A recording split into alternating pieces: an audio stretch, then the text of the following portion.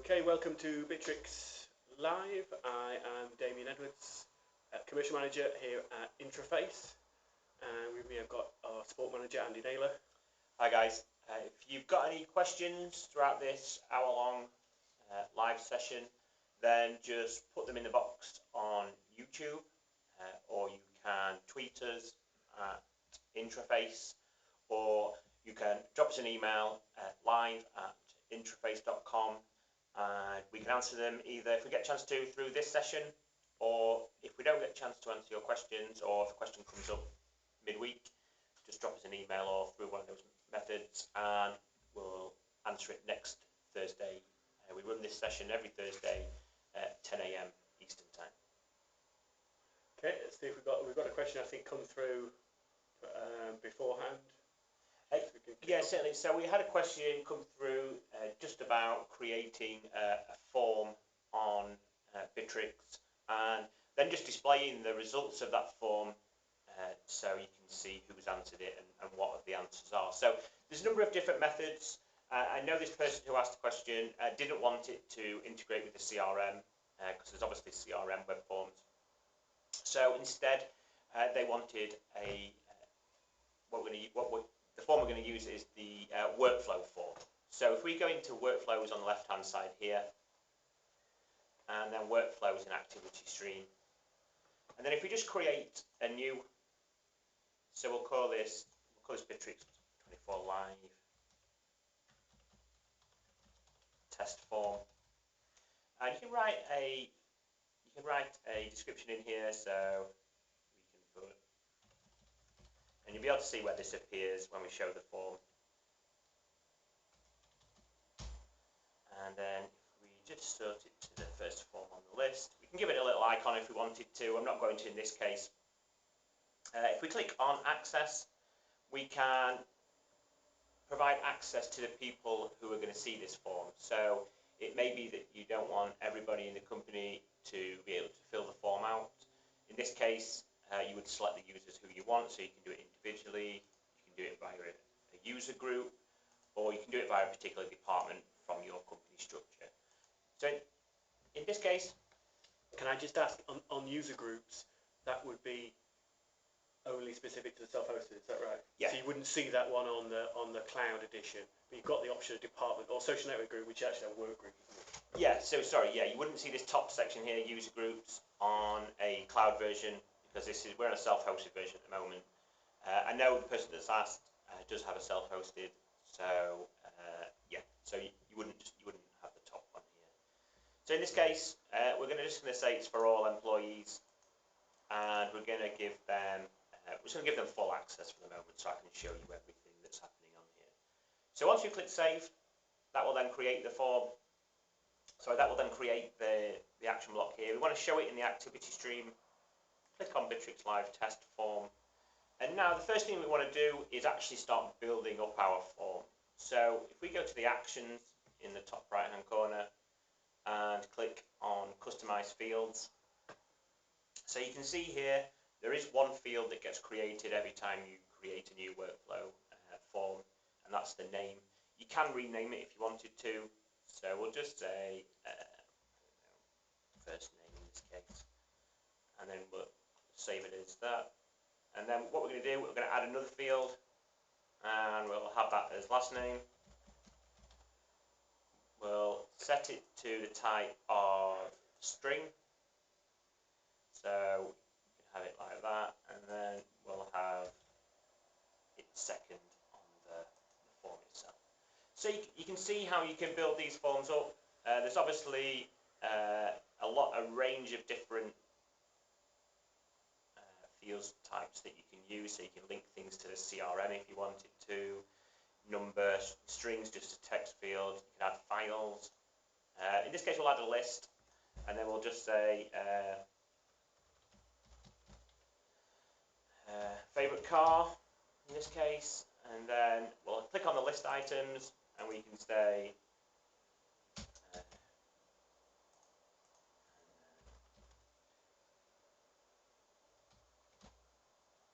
that's spelled wrong, but you can see how you can create the fields. So you click on save, and then we've got a list item. So you can see we've got 3 fields. Now, if we go back to the list here, so the person was asking how we can display these results. So when the form is submitted, you can see here that these are the form fields we've got. So we've got first name, last name, favourite car. We can customise these columns, so we can take these out if we like. So we're just going to see those 3 answers. So if we go to the activity stream now, click on activity stream, and then click on more, click on workflow, and you can see our form is at the top here. We don't have a workflow at the moment. If we just go back to it actually, so what you can actually do is once you submit this form, it can trigger a workflow, and that workflow can then set the notification off. It can create a task. It can do quite a range of different things.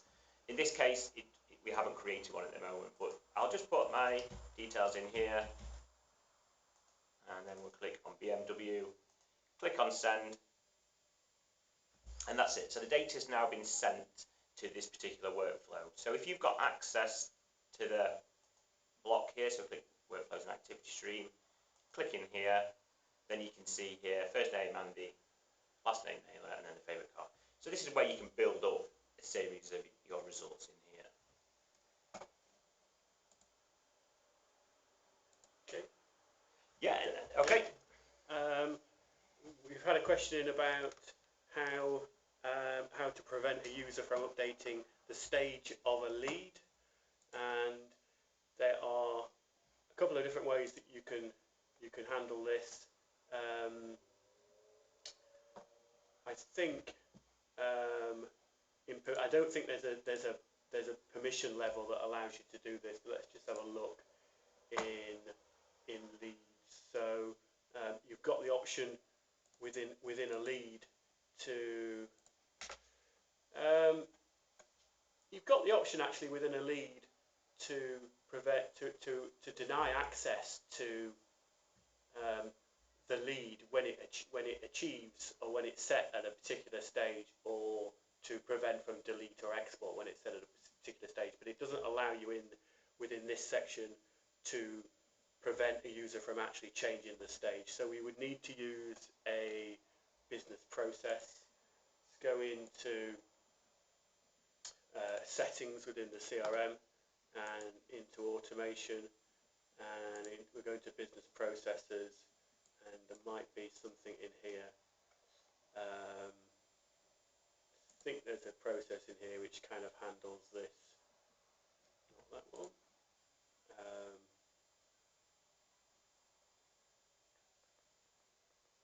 Let's create a new template. So we would we'll call it lead stages. We are going to trigger this process when a lead is added or when a lead has been changed. So that's going to happen automatically. We save that. Let's just open up a lead in a new tab so we can just see what we're talking about.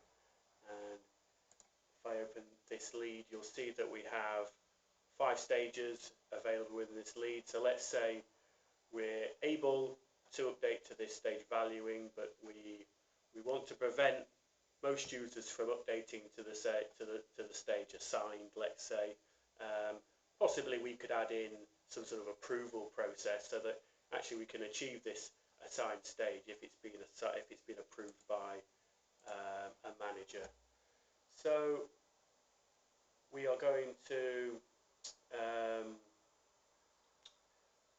use an approval, and we're going to use a condition, and we're going to look. So with a condition, we can create any number of branches. The business process will run whenever anything is changed within a lead. So when a new lead is created, but also when any field is changed in the lead, it will trigger the process, and it will look at these different conditions. So we probably only need 1 or 2, but we can add additional conditions to this.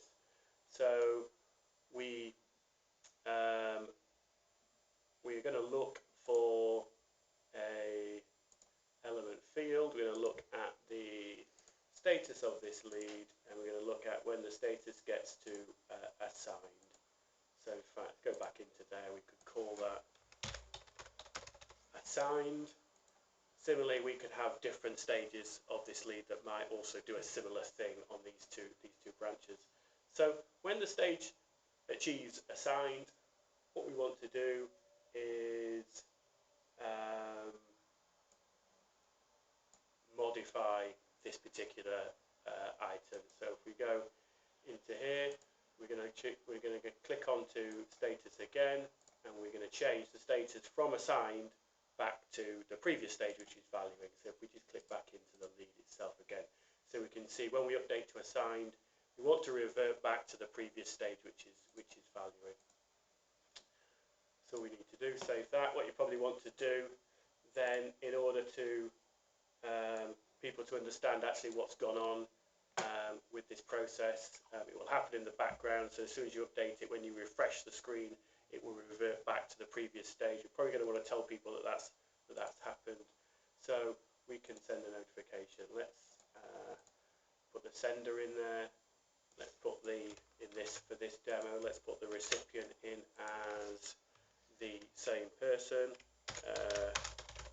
Lead status cannot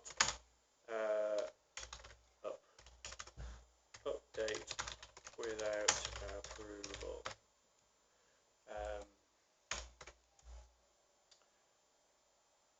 So if we copy that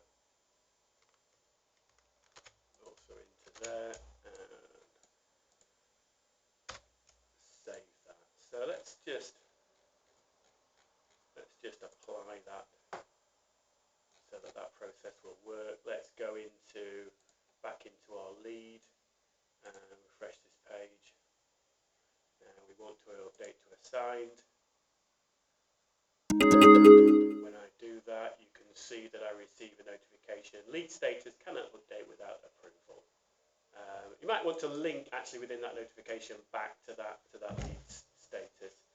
You can see that we've gone from valuing to assigned, and we've gone back from assigned to valuing. You can see it's still unassigned there. If I refresh the page, then you can see that it's reverted back to its original status. So in fact, we put a notification in, but you get a notification in the stream as well. So it's right that you keep people informed of what's happening with these processes in the background. Let's just go back into the business process. So if we wanted to link to the lead of the notification, we could add a link to that lead in the text of the notification.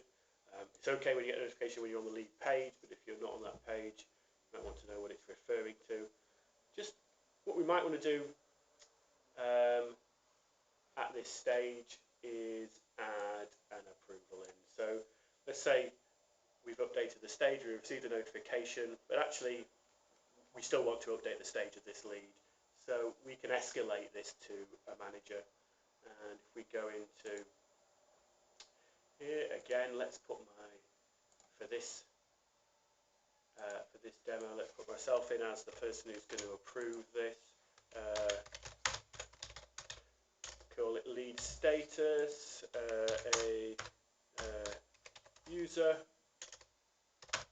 wishes to update a lead status, and then we could go back into this lead. If we copy in, paste the URL of this lead, we can post this into here. Just need to take out the ID. If we leave the ID in, it's always going to link back to that same lead.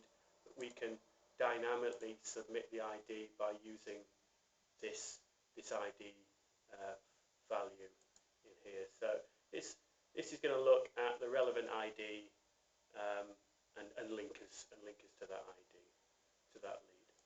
Save that. We can extend, we can add notifications in this. So should it be approved, we can add a notification here. If it's rejected, probably going to send a notification back as well. We're not add those in right now. Let's just, you might want to update status if it's been approved. So you can see it'll move it back to valuing. All right. Okay. If it's been approved on. Okay. Yeah. Absolutely. Oh no. Leave that one there. You would just need to add a. Okay. You can update it. so we've gone from value into to assign this time. Yeah, thank you. Yeah, so Andy's right. At this stage, we're going to revert back to the original status. We send a notification out. At this stage, we actually want to progress it on. In fact, we could move this. We could move this element into this no stage if you wanted. We wouldn't need this part above, but it'll work the same either way. Let's apply that. And going back into our lead, let's just refresh and we'll update. Same thing. Lead status cannot be updated without approval. We look into our workflows now. We'll open that in a new tab. And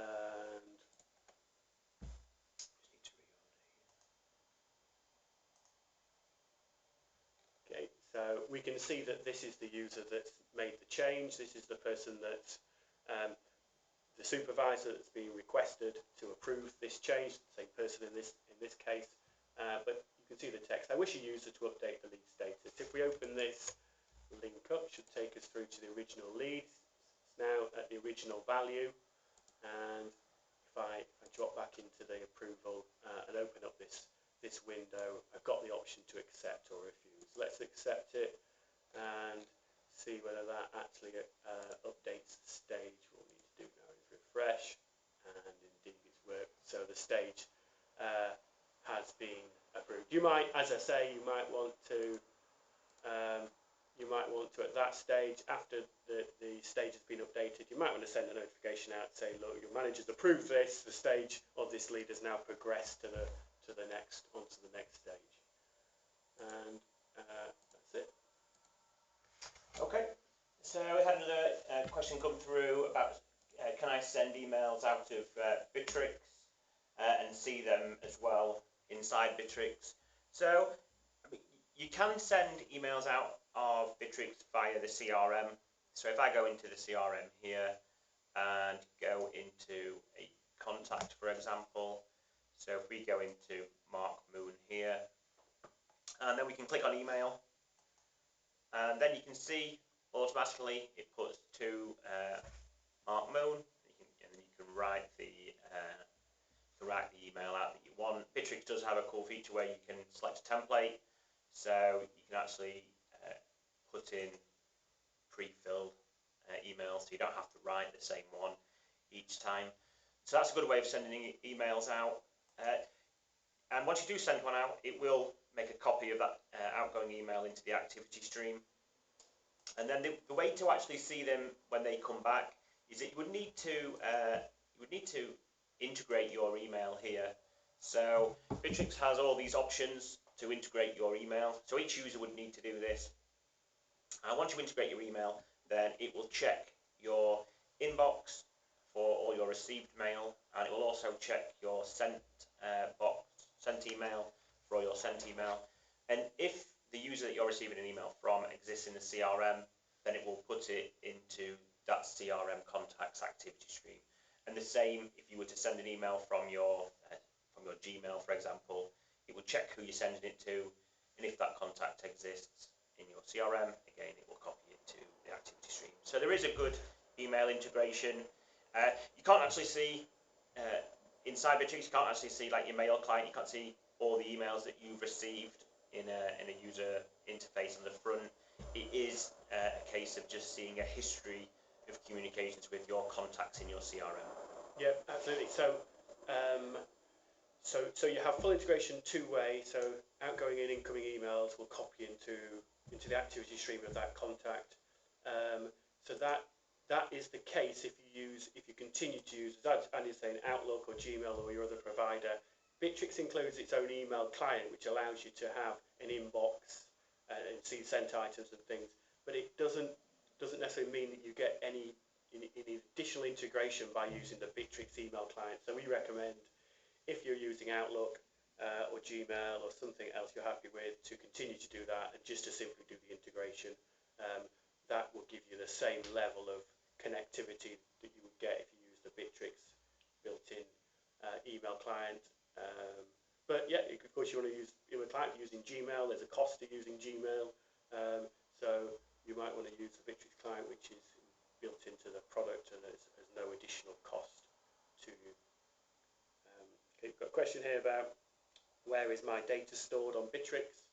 So this depends on which package you're on. Firstly, on the cloud, you have Bitrix has data centers in a number of different regions, and depending where you're signing up from, so if you sign up from Bitrix24.eu, then you're going to be in Europe. Your data center is going to be in Europe. I think there's a separate URL for the US, and then I think there's probably 7 or 8 different regional URLs which you can access Bitrix from. You'll be redirected to your local one, and such if you sign up through that URL, then your data will be stored in the most local region. If you need specifically to know where your data is, or if you don't want your data to be held in your local region, or if the region's not specific enough and needs to be in a specific country, then if you choose a self-hosted solution, then of course then you can choose to host physically on a server in the location that you choose that to be, or you could install Bitrix on a web server such as AWS, where you're allowed to choose your region, or we or another partner can provide hosting solutions for you, and we use Google Cloud Platform, and again we can choose a region. So in the UK you can choose UK, so your data's not held across Europe. It's held specifically in the UK, but if you're in mainland Europe, then you can choose to have your data stored on a UK server which links in Belgium, or in the US. So you've got with self-hosting, you've got more flexibility about where your data is. So it's a bit confusing, but there's lots of different options. But generally, if you sign up for a cloud package, you'll automatically be routed to the right region, and your data will be stored then automatically within that region. If you need something, you have concerns about this, or you need to have a different setup, then get in touch with a partner who can advise you on that.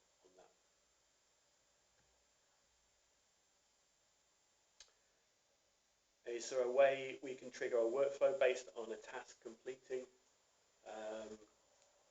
So the actual tasks module doesn't have a business process tool associated with it. So you would probably, to do that, the way to do it would be to have a pre-existing workflow. So whether it's, for example, if it's run on a deal, or if it's run on another element of the CRM, then you could actually, you can pause the workflow based on your task completing. So if I just go into it here, so settings, automation, and then if we go into the business processes, if we just click on, we'll just click on add template for a company at the moment, just so I can show you the block.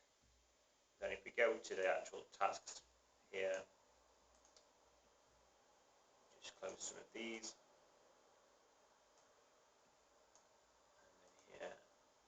And then you can see here we've got this action, pause process while task is running. So if we was to click on yes, fill out all the necessary information here, then it would stop here. So if the next action block was to send an email out and send a user notification out, it wouldn't be, if we had this part selected here, so if we had pause process while task is running, then it wouldn't be until the user who was responsible for that task marks it as completed, and then it would follow on and do the other tasks. So that's how we generally recommend to trigger workflows and pause them while you have tasks that you need to complete. What is the desktop application used for? So there is, built in with the desktop application, there is communication tools, so Messenger, video, voice calls. In addition, there is telephony built into the desktop app, but these tools are available in the browser. You don't need the desktop app to do that. I think that the specific feature which the desktop app manages, which you which you can't do without having the desktop app installed and open and logged into, is syncing files. So it will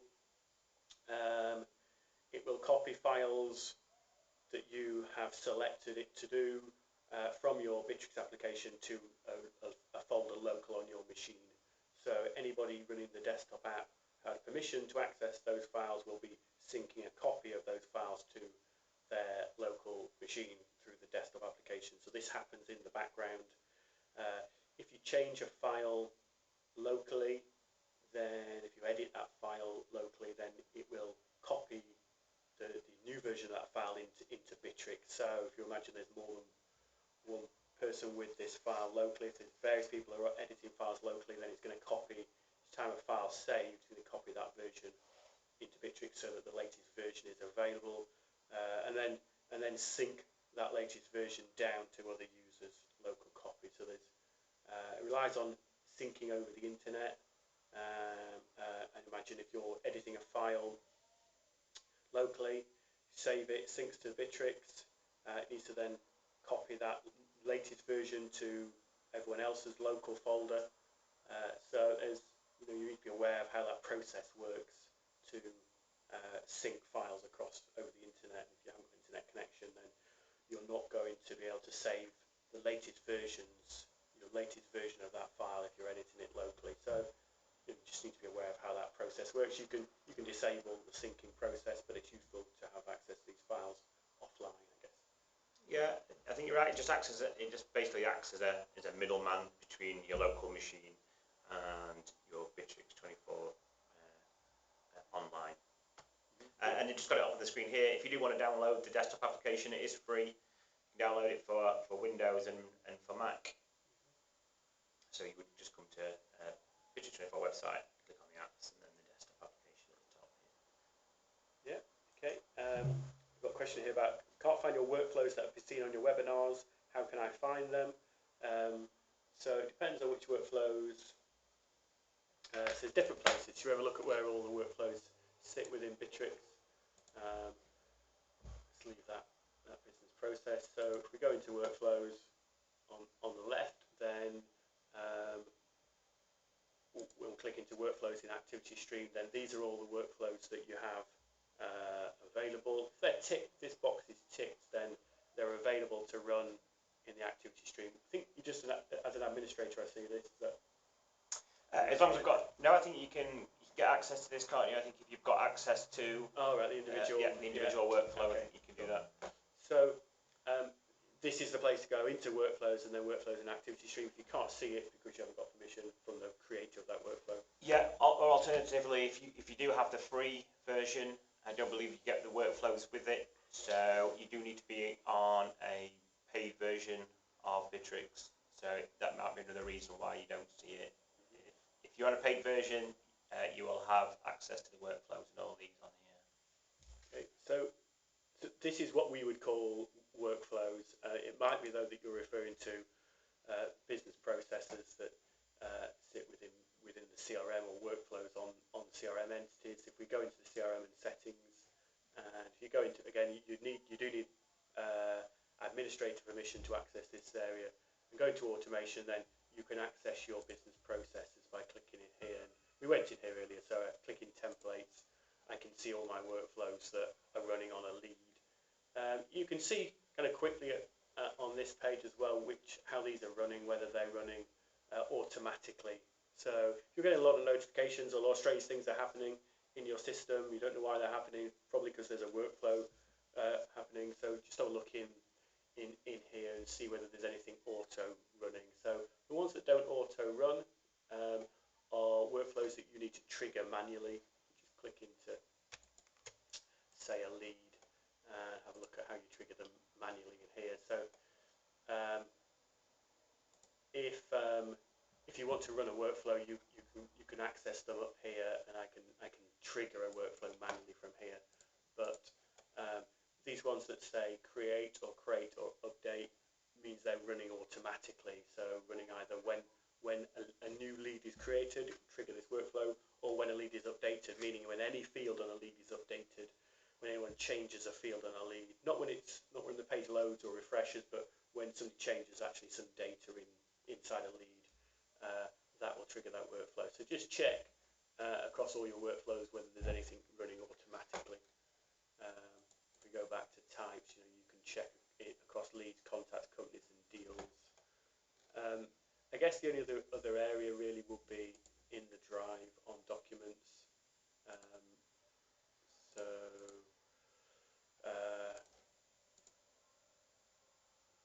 let's go into a work group and show this.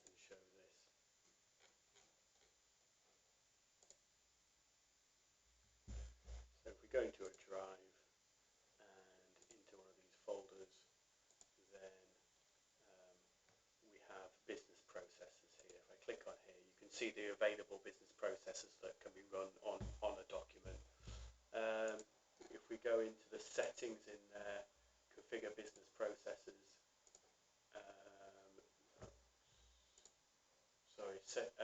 business processes, sorry, not configure, business processes, then you can see all the business processes that are available to run on a document, and we can see really the only one that's auto run here is this notification. So if you get lots of notifications, if you're working with lots of documents and adding lots of new documents and you're getting a notification, it's because this process is running. Let's see what that does.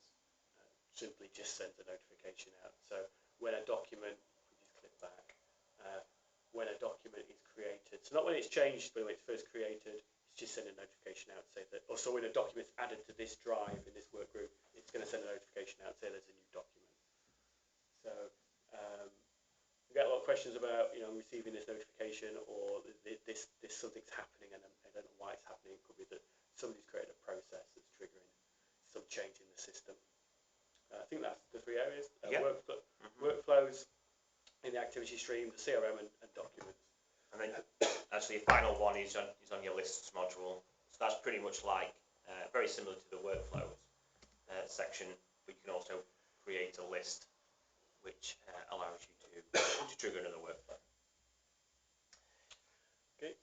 So I've got a question. I want to be able to see my manager's calendar on Bitrix. How can you share it with me?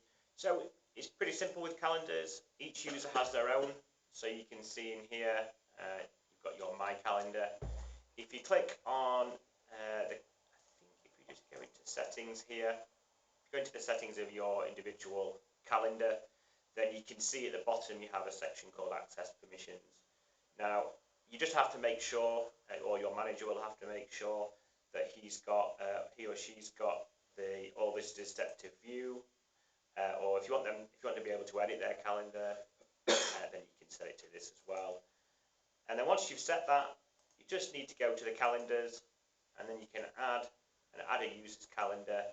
And as long as that permission is set to obviously not denied, then you'll be able to find that user's calendar by clicking on add user, and you'll be able to find your manager within here. So it's as simple as that. Once you do, and the user will appear underneath here, and then you can overlay their calendar on your calendar in Bitrix. Okay, yeah, I think they work.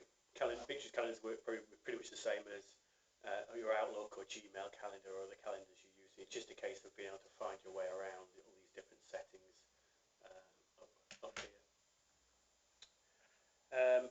Is there a way to add news to Bitrix? We post out to our staff currently on our website, and it would be good to show it internally there. So there's a couple of ways of doing this. I guess if you're on the cloud, then you can post to the whole organization from the main activity stream. You can post your news story into here. You can attach documents, videos. You can record posts, video posts if you want to do it that way. So you can do it like this. You can tag, if you want to tag kind of news or the topic that it's this post concerns. That would allow people then to search and discover these at a later date. There is, and then users can of course they can comment on these, and later on they can save them as well for is another way of doing it if you have a self-hosted version of Bitrix. So Bitrix self-hosted has an additional feature that allows you to sort of create articles. If I just start to search in here, you can see that this story here has been found through the search up here. So I think that you can discover posts in the activity stream through a search, or you can, but you can do the same. You can do the same in here. So I think this would this suits bigger organisations that want to post regular stories about their business or industry into the portal. If I click into that link, then it's going to take me through to that particular news story. If you want to allow people to post comments on this, that would be kind of usual. They can post their comments into that, and then related stories are able to display here. So look how you add a new story. First, how you edit one. If you click into edit mode, again, we're on the self-hosted version here, so it's a little bit more functionality. So we're showing you what's, even if you're on the cloud, it's worth having a look at what's available self-hosted. By the way, self-hosted, if you want to upgrade from the cloud to self-hosted, you don't really need to get involved in all the hosting yourselves. We'll do it, or another partner will do it. We can migrate all your data from your cloud instance to a new instance that's hosted on our Google Cloud platform. Again, like we discussed earlier, that could be in any region, and you can get very specific about exactly where the data is held. So we can move you over from the cloud to the self-hosted completely painlessly. It's going to cost you a bit, but apart from that, very simple process to move everything over, and then you get these additional features. So if we go to edit mode here, we can go onto any news story, and we're able to then edit the content of this news story. We can tag this so that we can find it. We can add an image there, and if you want to add some kind of sections to this news story, you can do that. Cancel that. I think this is, with this self-hosted, you can see at the minute, I think we've customised this a little bit to be a bit more user-friendly in terms of the layout. So if you were interested in some of this and you have got self-hosted, then we can have a look at it for you and change the template on this. Yeah, indeed, this styling is a little bit different to the standard styling. I think we think we've updated it a little bit. It's a bit better.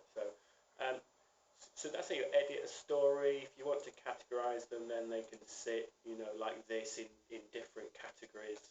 So you can search at the top, and it will discover by tag or title or content of the story. You can scroll through and browse through the different categories. If you have permission, you can add your own news story here. So an editor window pops up, and you can use text or HTML, or you can use if we go in like this, HTML split screen, so I can use the text editor here. I can type in here and style it using the tools here, and it will code it for me. So you can add your title, add your tags, and then add an image and categorize it. That's it. So that's how you add news stories. I think we get asked for that a lot, and that's kind of why we developed a little bit of a custom version of it.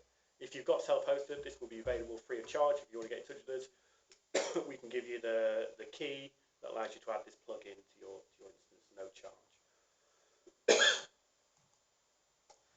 Okay. It's got a question. We had a question earlier about can you add space allowance per user? For example, I want to stop a user going over 5 gigabytes. I don't believe that's quite possible.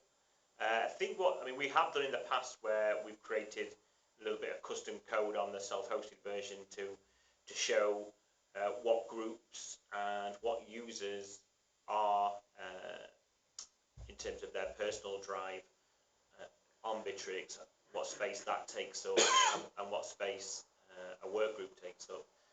But I don't believe you could restrict each individual user space size, unfortunately. Is there a limit to how many people can go on a video call? Yeah, there's a limit of 4 video calls. No, that's been the case for a while. I don't expect that to be changed. That will be the same in the future.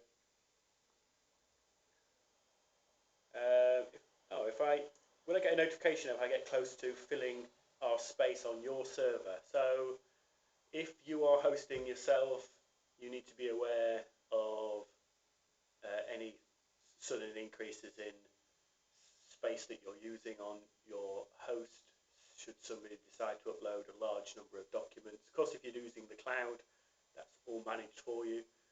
If you're on the professional package, the space is unlimited, and so you can go and put in as much as you want. If you're hosting yourself and you fill your server up, the site will crash. You're probably not likely to lose anything or break anything as such, but the site won't work. If we're hosting it for you, then we manage that process. So should you be coming close to filling your space, I think we notify you at 75%, so you've got a little time to discuss upgrading or increasing the amount of space you have.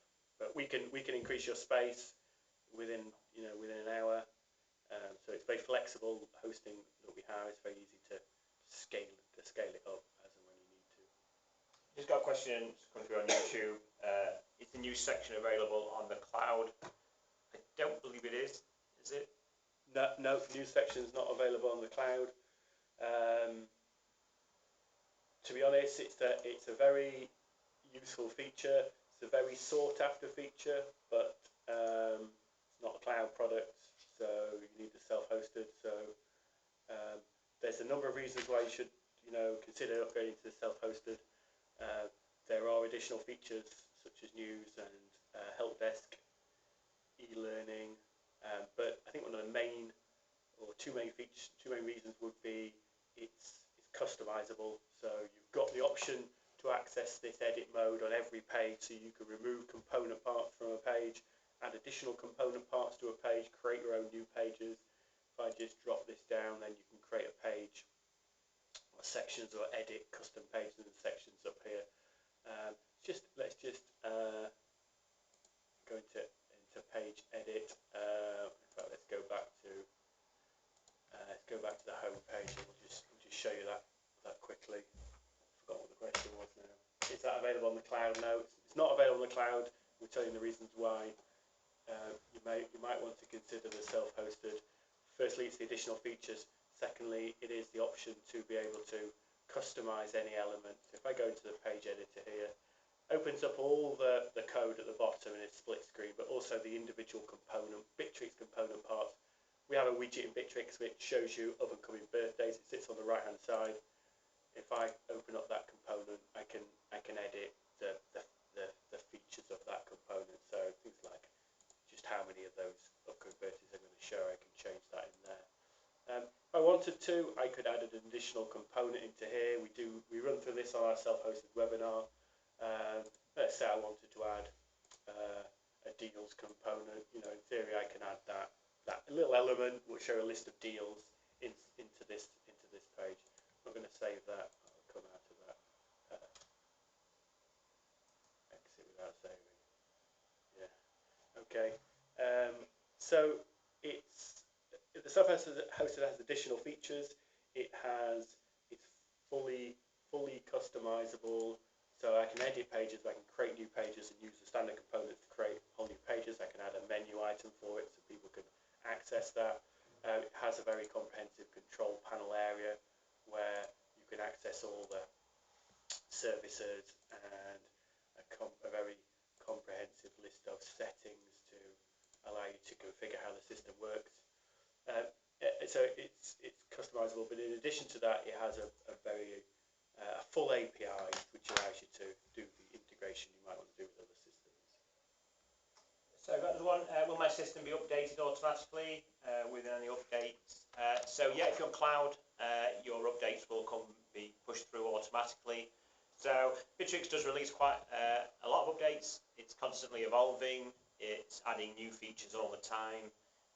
It's adding the way it looks is changing. So you can see now we have the themes in the background. So if you were to click in here, that's one of the more recent developments on Bitrix. But if you're on cloud, yeah, they'll come through automatically. You don't need to worry about those. If you're on the self-hosted, you should have been trained how to update it, but you basically can go into the control panel and click on platform update, and then you can install the updates here. So that's the two different ways. Yeah, I've got a couple of follow-up questions from the last one. Can I customize the mobile app in the same way as the website? So you can't brand the mobile app, so it's Bitrix branded product. You can, I think this applies to so on the if you're using the cloud, you can create custom fields, for instance, in the CRM, and they'll reflect in the mobile app. With the self-hosted, there's a little bit more you can do to maybe remove content if you don't want to see specific content on the mobile app. So there's a bit you can do on the cloud, there's more you can do on the self-hosted, but it's not fully customizable. And then another question from the same person: can I have multiple URLs under one license? So on the cloud, you can, if you've got the professional, you can have the one, so you can have your own. So if, for example, yourcompany.com for the professional cloud version, you can have that particular one. I think if you're on less than the professional on the cloud, you can select one with the Bitrix domain, so bitrix24.eu, bitrix24.com, and then with the self-hosted, depends on what site you've got, but you could theoretically have, you can see here that we've got demo.intraface.com for our intranet. We could have extranet.intraface.com for our extranet if we wanted to. And then when you jump up another level to the enterprise, you can create multiple instances of Bitrix. So you could have multiple domains, separate domains on that. So it sort of goes up based on the license that you have. So, but on each one, you can personalize the domain to some extent. Yeah, apart from on the lower ones, I guess you could, if you're on a free account, I guess you could redirect a domain to your Bitrix instance, but not really hosting it on that domain, but it'd be a way of accessing it from a shorter domain. I think the reason why you might want to have your own domain is good for promote internally, but it's really good if you want to invite your customers, suppliers in, and to push the self-hosted again. If you are inviting customers in, then with a self-hosted, the extranet area can be fully branded. So the login, your own domain, the login page is your design, and then within the site you can remove these menu items that you don't want the extranet users to see. Of course, extranet users can't see the CRM anyway, they can't access the HR tools, so they do see a limited number. But if you need to maybe change the descriptions on these because they don't quite fit with the way that you sell yourself to customers, then you can change those descriptions. Or you could remove some of those items, or indeed you can create a custom pages to show to customers within the extranet area.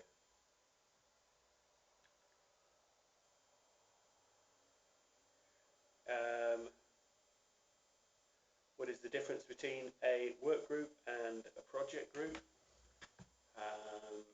So if we go and add a work group in here, firstly you can create open and private and extranet groups. So extranet group would be available for you to add extranet people, external people to the group. They look the same, but allows you to open it up to the outside your organisation.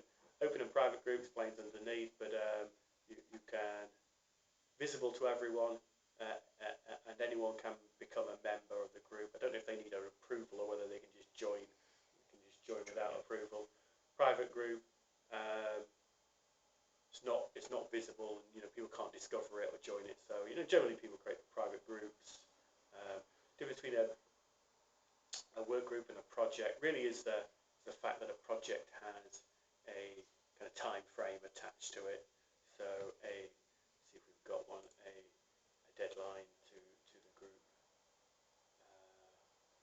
I'm sure which one of these is.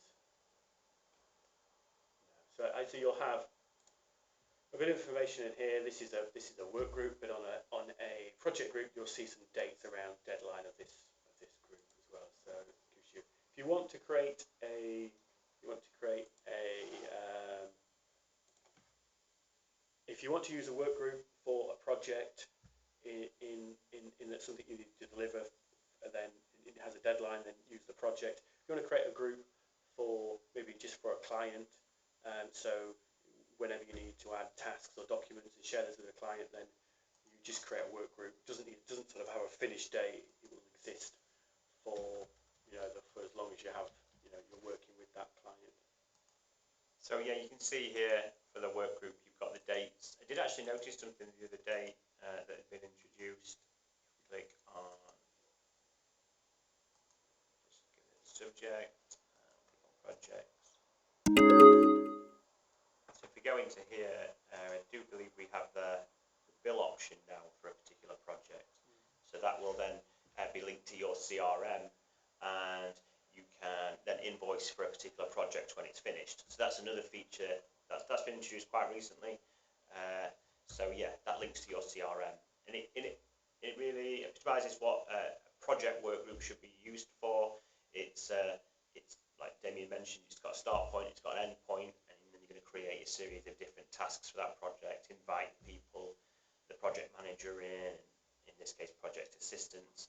And if it's an extranet, you can invite your clients in and work on that, and they can have an overview of what that project's where that project is. So you have all the task features. There won't be any tasks in here, but when you're managing, if you've not seen the actual task project management side of Bitrix before, your project work group will have all the features such as this, so you can see a Gantt chart view of your particular project, where the tasks are, if they've passed the deadlines, and so on and so forth. We do have if you want to learn a little bit more about the project management side of things, we do have a project management webinar on a Monday. I think it's coming up, might be coming up in 2 weeks' time, on a Monday at 11 a.m. Eastern time. I think that feature to bill it essentially takes you to the invoice section. I think if you wanted to be a bit more advanced on the self-hosted, you could trigger a process when a work group when a project group closes or finishes, or project comes to an end. You could trigger a process that maybe collects all the time spent on tasks and converts that into an invoice to the client, or certainly generates a report so you can just see how long you spent on that task. Usually, I guess you're agreeing a price for a project before you start the project. But yeah, you can certainly roll up the sort of time and then do some sort of reporting on that. If you had a self-hosted version, you can do more custom. You can more flexibility about those sort of processes.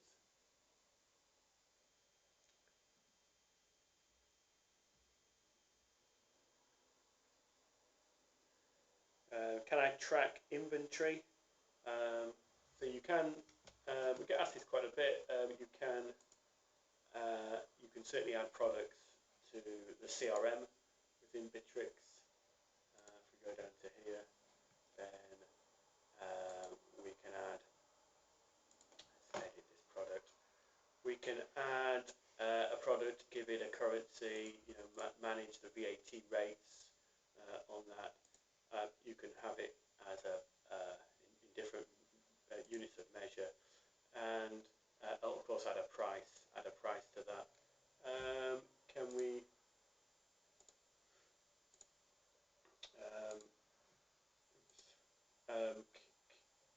add custom fields on this? You can certainly add custom fields on the self-hosted. I don't think on the cloud you can add custom fields to your products. So if you wanted to be able to have a field that kind of said,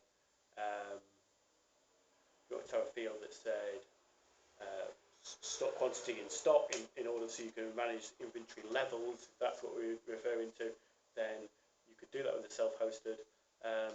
You would then need a process that reduce that stock level, maybe when an invoice is generated that has that product on the invoice. I think that would be fairly straightforward to do on the self-hosted. I'm pretty sure you couldn't do that on the cloud. So on the cloud, you can manage your stock, your products, but you can't manage your stock levels as such.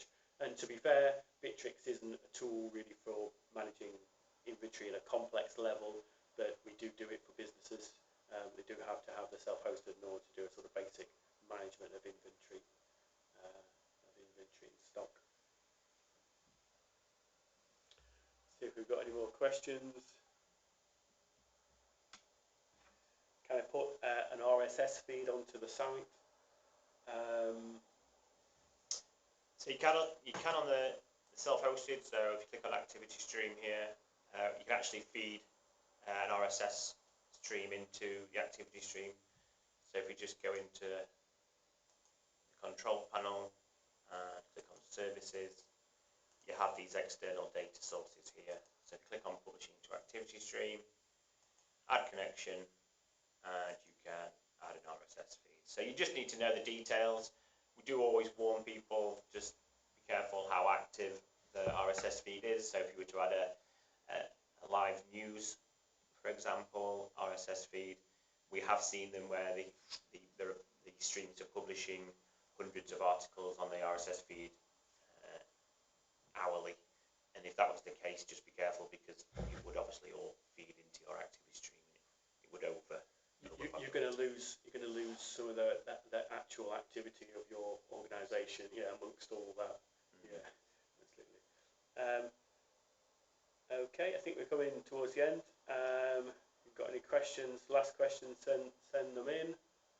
If we haven't got any more questions, then there